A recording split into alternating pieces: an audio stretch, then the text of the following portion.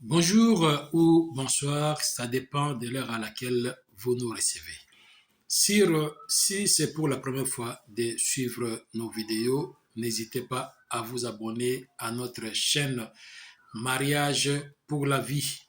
Nous parlons mariage dans tous ses aspects, toutes les questions qui concernent le mariage, nous les parlons, nous les abordons dans nos différentes émissions.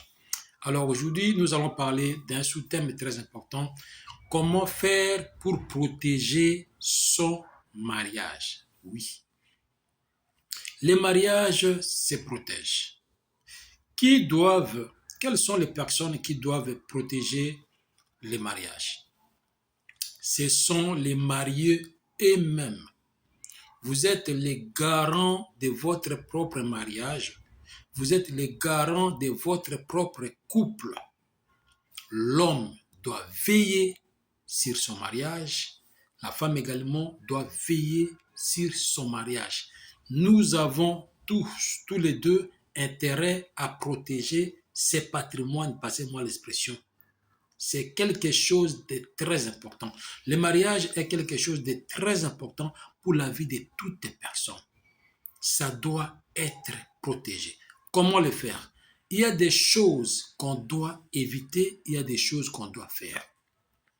La première des choses qu'on doit faire pour protéger son mariage, il faut être transparent.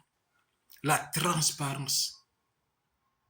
Montrez tout ce que vous disposez, tout ce que vous avez, ou bien tout ce que vous voulez faire, ou bien tout ce que vous avez fait à votre épouse, ou bien à votre mari. On est transparent dans tous les points de vue, dans tous les domaines, domaine social, domaine professionnel. Nous sommes transparents, salaire, tout ce que nous avons, soyons transparents, c'est la première des choses.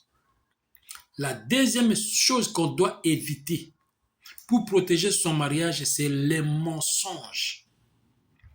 Les mensonges détruisent les couples, tandis que la vérité construit les couples. Il faut toujours éviter de mentir.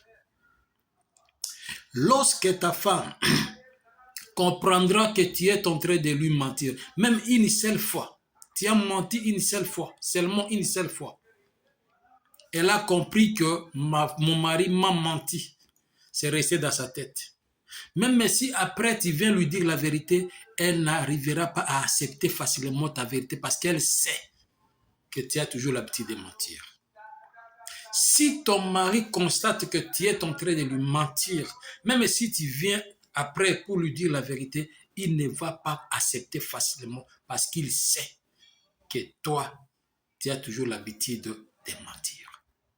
Il faut éviter les mensonges. La troisième chose, c'est le respect mutuel.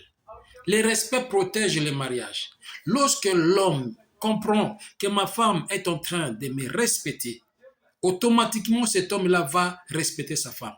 Lorsque la femme comprend que mon mari est en train de me respecter, en tout cas, ça ne demande pas un effort. La femme va commencer à te respecter automatiquement parce que tu la respectes. Il te respecte également. Ce sont des choses qu'on doit faire. Il y a des choses qu'on doit éviter. Il y a des choses qu'on doit faire avec que les couples soient protégés. Nous parlons mariage dans tous ces aspects et nous disons qu'on ne se marie pas pour divorcer, on se marie pour rester ensemble jusqu'à ce que la mort sépare les deux personnes. Venez nous accompagner dans les projets que nous avons. Nous donnons des conseils parce que nous avons remarqué qu'il y a tellement de divorces actuellement dans notre société à cause tout simplement de l'ignorance. On ne connaît pas ce que c'est le mariage. On se marie, on prend l'engagement de se marier, mais on ne connaît pas le mariage. Raison pour laquelle nous avons fondé ou bien monté cette chaîne afin de parler mariage dans tous les points possibles afin de limiter ou stopper la recrudescence de divorce dans notre société. Dieu vous bénisse.